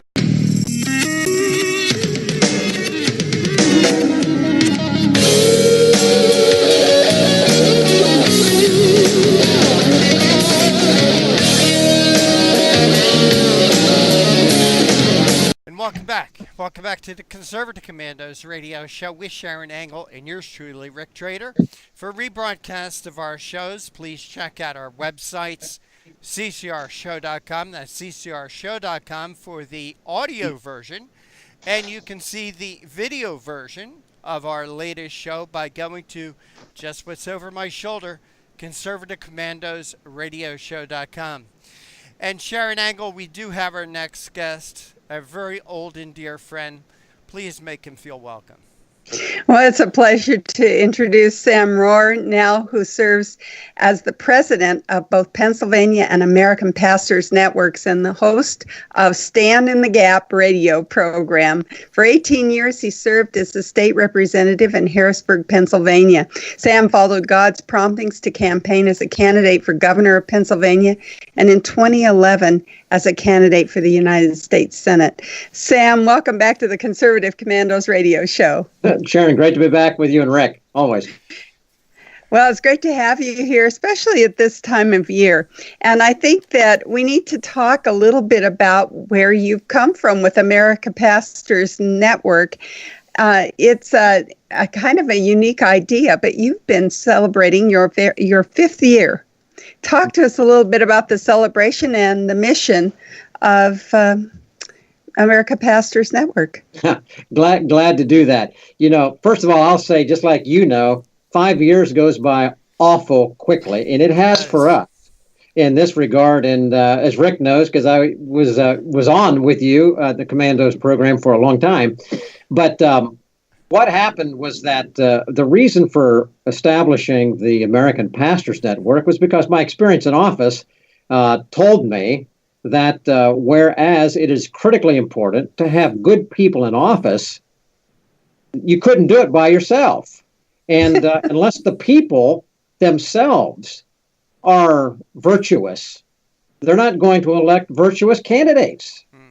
But at the end of the day, I also knew and became very much aware that in this country in particular, that the undergirding foundational principles that really upon which our Constitution is built and the whole concept of freedom and liberty came from, it didn't come out of some politician's head. It came out of the pulpits of America because it came right off of the pages of Old Testament scripture by and large, which is why we say we were built with a Judeo-Christian ideology. That's exactly correct. That's where it came from. Well, when that became really apparent when I was in office, and then when I got out, I'm saying, all right, I want to remain a part of helping to shape our culture and to lead our people back into, I'm going to put it this way, God's blessings and into freedom. But where do I put the time? Where is the most critical place I could put that time? And to me, it was primarily on the position that God placed it, and that is the pulpits of America, which is where God says truth is to be communicated from. So that came the idea of putting together pastors who also believe that same thing, and that became the American Pastors Network. So part of it was to help bring together pastors who had the courage and the understanding biblically and the understanding historically to be able to speak to our issues that are facing us in America, but then also for us as our group, myself and others, that were part to then demonstrate what it looked like to speak truth, biblical truth, moral truth, Judeo-Christian ideology, biblical worldview into the culture. And out of that then came our communications efforts in radio, which are now three programs we do, and a TV program, 30-minute weekly, which is now national, which began back in April of this year. So all of those things are all things, without me saying it, are things that have happened dramatically in 5 years, but it was for that goal and for that purpose. And now I can say that we are reaching millions and millions of people a week. And it is really an awesome, it's a humbling and a really amazing thing. And I think it's a necessary thing, Sam Rohr. It's interesting that you put it, as I served in the legislature, I began to realize, and that I think comes to a lot of us. You can't do it alone. You think you can take your worldview into that place and make a dent in it, and it doesn't happen all by yourself. I think the president is finding that out too, that there is a tremendous pushback. Talk about the pushback that you've had just against your program. I'm sure there has been some pushback, because if you're making a dent, there's pushback. Well, there is. There's no question about it. For me personally, I was under the gun of some of the same left-wing groups that are out there, ACLU types, right-wing watch folks, when I was in office. When I got out, I think they think I went to sleep, but I didn't. And now they're tracking our program regularly. And so I hear from them, as you would, whenever they send their alerts out across the country, you hear from their people. So that's true, and that's happening. That's fine. We also are beginning to hear from those who would term themselves to be religious leaders, but not Christian leaders. In other words, there are people, I hate to say this, but there are people in the country who say they are Christians, but they don't know anything about it. Because we do know this, that 74% of all Americans say they are Christians. But if that's true, you would have them voting totally different. And you would not have America looking like it is now, with such divided families and divided across most basic issues. So there's a difference between those who say they are Christians because they were born in America, or because they're not Muslims, perhaps, or not something else. That's different. So we're hearing from some who hold themselves out as religious leaders, speaking religiously, quoting the Bible at times to support their moral positions, but misquoting the Bible, inaccurately quoting moral truth, and trying to claim God's stamp of approval, but really not, in fact, having it. So we're finding that kind of thing, Sharon, just like you would imagine. Well, and we, of course, have found that in the Republican Party. It's not just the church that has that trouble with people that think they are, but they aren't, or profess to be, but they aren't, or even pretend to be, but they aren't. And I think that again is something that our president has run up against. Do you have any connection with our president? Has he reached out to the pastors in your network, in fact, to talk about the Judeo-Christian value and what you talk about every time you're on the radio? I have to say, I have not spoken directly to the president, but there is considerable dialogue with those that are around him. So I think that's an important thing. I think that's important to understand. I mean, this president is under the gun. We know that. And whether or not he fully understands all of the biblical principles that undergird the framing of our Constitution, I rather doubt that he does, frankly, my own personal opinion. However, he has manifested what I would term a biblical worldview, a Judeo-Christian worldview, meaning rule of law, absolute truth, there is right, there is wrong, the purpose of government. I mean, he does grasp these things, understanding of Israel, recognizing of Jerusalem, all of these kind of things. These are very, very clear, major borders. The whole immigration thing is a very biblical issue. most of those that seem to be around him have a completely unconstitutional and unbiblical view, an un-God view of borders and immigration, because the Judeo-Christian principles are very clear on what ought to be done. He has that. Now, whether he has it because he understands it or he understands it just constitutionally, I'm not sure, but it goes to the heart of what you're talking about. He's put around himself people who do understand these things, and it's critical, and I'm so glad that he's done it. But boy, is he in a fight, and he's going to stay in a fight these next 2 years, I'm sure. At least for 2 years, if he can get himself reelected, if we can get him reelected, right? Isn't that what Pastors Network is all about? Is American pastors coming together and looking for leadership in this country that they can support, and also values in this country that they can support. It's not a negative thing. It is pulling out the positives in our culture and really bringing that message home, isn't it, Sam? Well, it is. And if I can, let me rephrase it just slightly. The purpose of the American Pastors Network does not have a political end. We're a 501c3. We're not doing what we're doing just to get a candidate elected. But truth, Judeo-Christian biblical worldview, starts first with the individual, so that the individual knows how to think and act and live and self-discipline themselves, because we are in a republic. We're in a self-governing republic, as our founder said. Well, how do you self-govern yourself?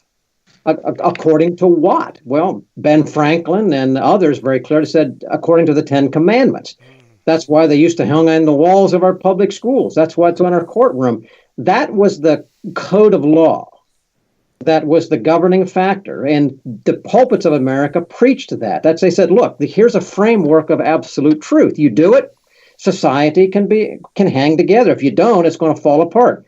And this holy experiment, as William Penn said, in self-government had to start there. And he made it clear it could not happen. It could not continue. Even Franklin said the same thing. Could not continue if people veered away from that. So our emphasis is on establishing that truth, starting with the individual. That goes to the family. If you don't have a strong family, you're going to have a strong nation. Families then touch communities. Ultimately, they, understanding what is right, will elect to office those who reflect those same values. Now, at that point, you have true representative government. And when that happens, then, in fact, you have a nation that looked more like we used to have than perhaps we have today. But that's how it starts. It starts from the ground up, the foundation up. We're starting at that foundation, doing it there, and trying to give the tools and the truth to what used to make us great, what alone can make us great again, and along with those in office who understand these things, then policies and laws and all of that can reflect those things. And at that point, then you have a properly functioning, self-governing republic. We've been talking with Sam Rohr, who serves as the president of both the Pennsylvania and American Pastors Network and host of Stand in the Gap. We've been talking not only about their 5th anniversary, but also about the culture war here in America. And we have to take a short break. We're coming to you from the Conservative Commandos Radio Network studios and around the world on the internet with TalkStream Live, iHeartRadio, TuneIn, American Political Radio, Leading Edge Radio Network, and AM/FM 24/7. We'll be right back with Sam Rohr, our in-host executive producer, Rick Trader, and I'm Sharon Engel.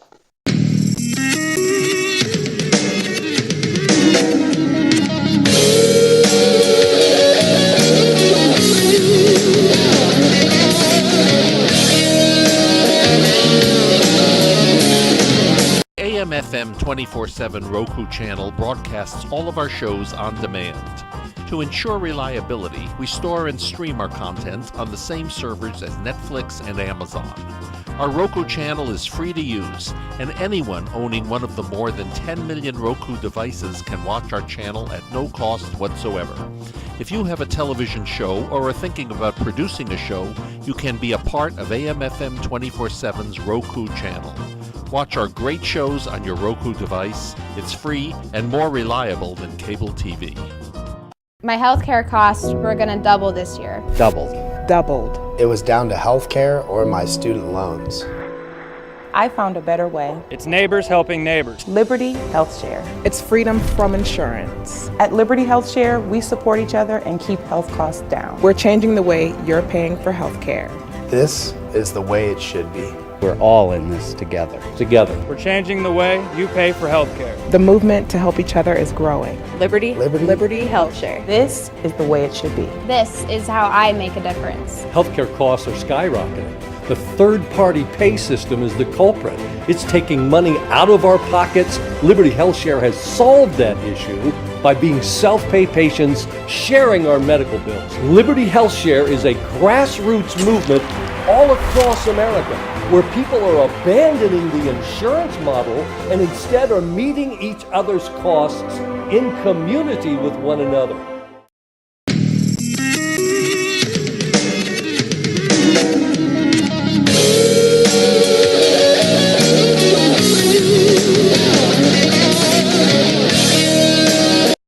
Thank you for staying with us. This is the Conservative Commandos radio show with Sharon Engel and yours truly, Rick Drader. Want to give a shout out to the folks who listen to us in Jacksonville, Tampa, and the Villages, Florida, Las Vegas and Reno, Macon, Georgia, Lancaster and Pittsburgh, Boulder and Colorado Springs, Milwaukee, Wisconsin, Long Beach, California, and seen as part of the AUN television network in Northern California. I'm so pleased to welcome back to the Conservative Commandos radio show Sam Rohr. He's the president of both the Pennsylvania and the American Pastors Network and the host of Stand in the Gap radio program. Sam, thank you for holding through that break. We really do appreciate your time. Glad to do it, Rick. Sam Rohr, 5th anniversary of the American Pastors Network, and we are working on our 10th year of Conservative Commandos radio show. And Sam, I made contact with you when you were running for Senate. After that didn't work out the way you want, I said to you, Sam, hey, have you ever thought about doing radio? And he said, well, actually, Rick, I did radio when I was in college, and we discussed it, and for 2 or 3 years you were a co-host here. And one of the things that I've always said about Conservative Commandos, I hope it's a transition place for a lot of people. I hope that people who start here as host or co-host on Conservative Commandos go off and do great things, and certainly I put you in that boat with Stand in the Gap. How many stations you are now, Sam? Well, on our daily program, Rick, it's over 400 now.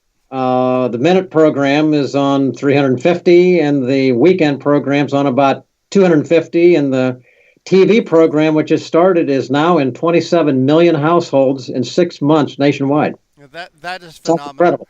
And I ask you to bring this up because it seems to me that life or God has a way of taking you taking us, all of us, in a direction that he thinks is best for us, and that may not be what we think is best. For instance, as I mentioned, you ran for Senate. It didn't work out for you the way it did, but I honestly feel that what you are doing today with Stand in the Gap and the American Pastors Network, I believe you have and are having more of an influence than you would have even in the United States Senate. I mean, really, life and God works in a mysterious way, doesn't it, Sam? Rick, that's a true statement. And who knows exactly what would have the more influence? I don't know. All I know that for me personally, I'd made the right decision when I stepped out of the House and ran for governor and then ran for the Senate. I know that was the right thing for me to do. Mm-hmm. I did not know, as Sharon was talking to me earlier, what was going to happen after that. Right. However, now looking back, oftentimes, you begin to see a little bit more clearly sometimes when you get a little bit further away from where you were and where you started. And I think I think some of that is being manifested now. And it is a remarkable thing as so many people are being touched. And when I hear from just hundreds of people across the country who write the same things and saying, you know what, I can't find truth anywhere else. It's so good to be able to find someone I can believe. And it helps me to think and make sense out of this nonsense that's around us. Now, that is a part of what our goal is, to try and help people understand and separate fact from fiction, of which there's so much fiction out there, and truth from lies, of which we are inundated with lies and deception. That is a part that I'll say, understanding truth is something that only God gives the ability for people to do. Otherwise, we're all fooling ourselves. And so that's where it starts. But when I hear that kind of thing, Rick, then I'm saying, yeah, for sure, lives are being changed. That's why we oftentimes will say, changing America one heart at a time. Yeah, right. Sam, the secular world wants to pull our country away from, as you and I have talked many times, from the Judeo-Christian patriotic roots our founding fathers created. And I think what you do and what we do here at Conservative Commandos is remind audiences that our founding fathers envisioned it as the Judeo-Christian beacon of the world. That every time, even before we were a country, even during the colonial days, anytime the founding fathers got together, they always started with a prayer. Many times they met in churches and in meeting houses. Where are we as far as the secular world pulling us away from that, Sam Rohr, and how can we get people back to that place where our founding fathers created it? I tell you, Rick, we could talk a long time, and I'll try to be as short as I can. Don't be short, Sam. I make the rules. I mean, go as long as you want on that one. Because the reason I said that is this. Sometimes we can believe that our move away from, I'm going to call it a Judeo-Christian worldview, a biblical worldview, mm-hmm. which is the underpinning of our Constitution and our whole concept of law, we can believe that those who don't believe those things, of which there are plenty of them out there, we know that the reason that we know in this nation now less about those things, the reason that we have a millennial generation and a Mosaic generation behind them, of which only 3% of millennials hold a Judeo-Christian worldview. 3%. That's a shocking number. 3%. 3%. Now that means that's big trouble. That spells big trouble for this nation when you have the next group that's coming up that will be our leaders who have no concept. They don't understand the fundamental elements we're talking about. We look at that and say, all right, well, how do we get there and then how do we get back? Well, we could say that the power of the enemies of a Judeo-Christian worldview, biblical worldview, have been so good and have been so powerful and so convincing that they're winning that battle. I go the other direction and say they have been. They have been aggressive. But truth always prevails when truth is known. I submit that those in this country who once knew these things, fathers and mothers, grandfathers and mothers watching this program, didn't do their job. They didn't do their job very well at all, because they took for granted what they were given, and they did not impart those same truths to their children and their grandchildren. So now we've got a generation who, in the Old Testament, when God looked at Israel, they said a generation arose who didn't know the God who gave them the blessings. And the reason was the fathers, I'm going to put on fathers' plate primarily, the fathers didn't teach their sons and their daughters, and they didn't teach their grandchildren. That's the problem in America. It's not that truth has grown weak. It's not that truth has changed. It's that those who have known the truth have grown weak, and they have changed, and they've walked away from it. So how do you get back to that? Well, I say, well, all right, there's a couple ways. One, you take a lot of prayer. But it's going to take the pulpits of America to get started again and preach the basis of the truth. But I also say for a lot of the grandfathers and mothers that are out there that are watching, because I've had them ask me so many of these questions. They say, what can we do? We obviously didn't communicate it to our kids very well, because they won't even talk to me about God, and they won't even talk to me about politics. I say, all right, you're like so many others. This is what I tell you, mom and dad, who have grandchildren. If you can't speak to your own children because they viewed you as a hypocrite, and many do, that's what the research says. You had a talk, but you didn't have a walk. That's what they say. If that's the case, man up to it. Realize you didn't do a very successful job, number one. Number two, redouble your efforts and reach your grandchildren. Because if what you believe and what you perceive to be changed, and it is, and you don't have the ability to speak directly to your own children, who are now older with their children, go to your grandchildren, because your grandchildren love to come to talk to mom and to grandma and grandpa. And they love to sit on your knee. And they love to hear stories from grandma and grandpa. Mm-hmm. You can reach your grandchildren with the truth. Frankly, go around your sons and your daughters. Not be afraid to talk with them about the truth.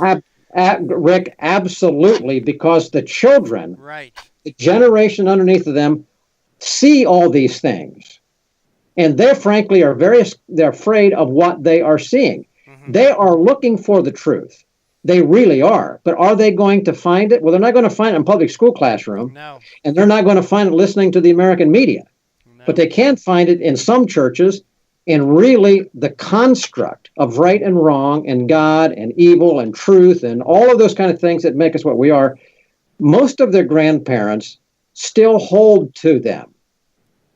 That's where I'm saying you're not too old. You're still in the fight. If you're still breathing, you're in the fight. And you may not be able to do a lot of things, but you can talk to your grandchildren. Right. And I'm telling you, that's the way that I'm encouraging people to do it right now, Rick. So it's not the evil has been so strong. It's been that those who have been the truth bearers have been timid or weak or took too much for granted. They need to redouble their efforts.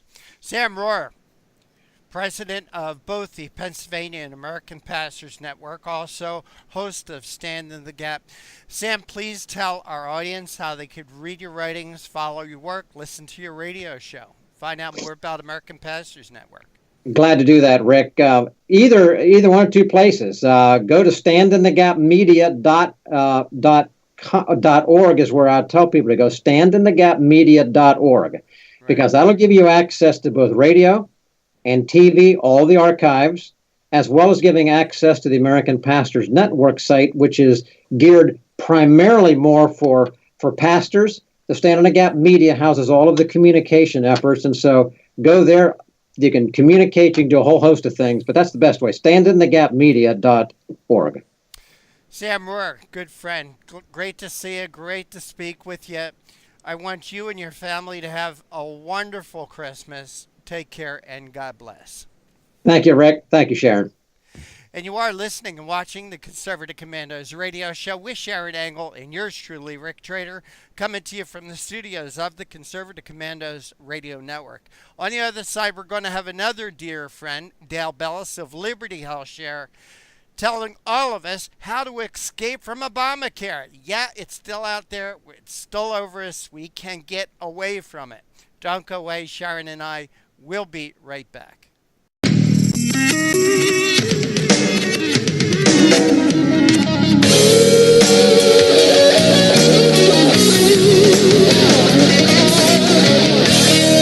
Have you been leasing a property for your business or renting storage space? Are you tired of paying rent year after year? Call the experts at General Steel to own a building at up to 30% off now. I'd been renting a building and paying someone else's mortgage, but General Steel showed me how I could own a space tailored to the needs of my business and for less than renting.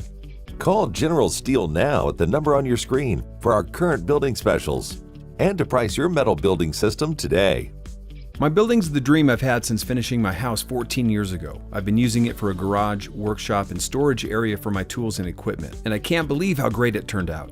The economy is improving and the price of steel is expected to rise. Stop waiting. It could cost you thousands. Call General Steel now to see how you can own for less than you thought. Stop waiting to start your business or expand your operation. Call General Steel now. Call 877-484-7002. Everybody wants cheap airfare, but where do you find it? You call low-cost airlines. Their prices are direct from the airlines, and they're so low you can't find these fares published anywhere. They specialize in cheap flights, discount hotel rooms, cheap car rental rates, and great package deals anywhere around the world. Wherever you want to go, they can help you get there cheaply and with a best price guarantee. If you want the lowest prices on your airline tickets or other travel services, call now. That's right, call. That's the only way to get these rates. Experts are standing by 24/7 to get you the cheapest airfare and hotel rates available. So don't wait. Call right now for the lowest travel prices anywhere and for great last-minute travel deals too. Call 888-431-0562. That's 888-431-0562. 888-431-0562. 888-431-0562.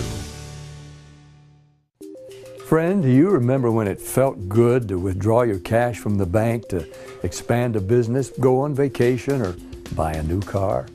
Well, today, withdrawing your own cash has become a very risky business, according to The Secret War, a shocking new research report. I just read it. And folks, I was amazed to learn why banks are now required to spy on us for the government and then report any suspicious or unusual behavior. I suggest you get The Secret War free.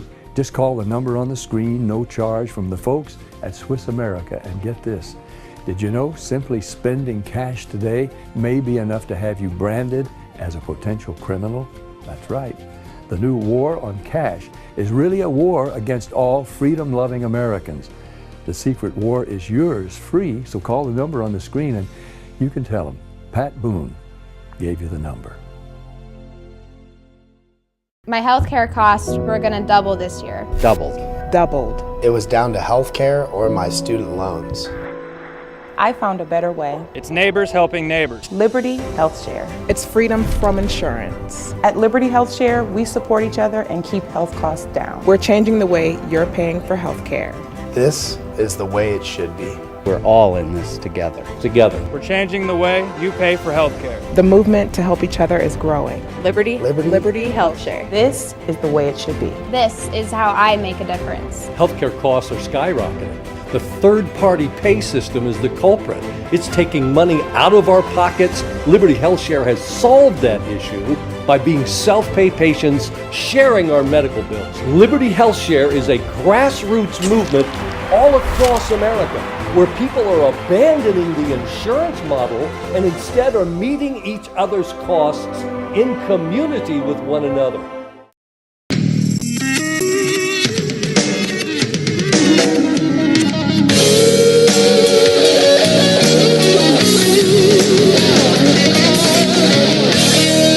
Just about wraps it up for today. I always enjoy spending this time with you. But for right now, we are out of time. We got to run. We got to go. Take care. God bless. We'll see you tomorrow on TV and on radio.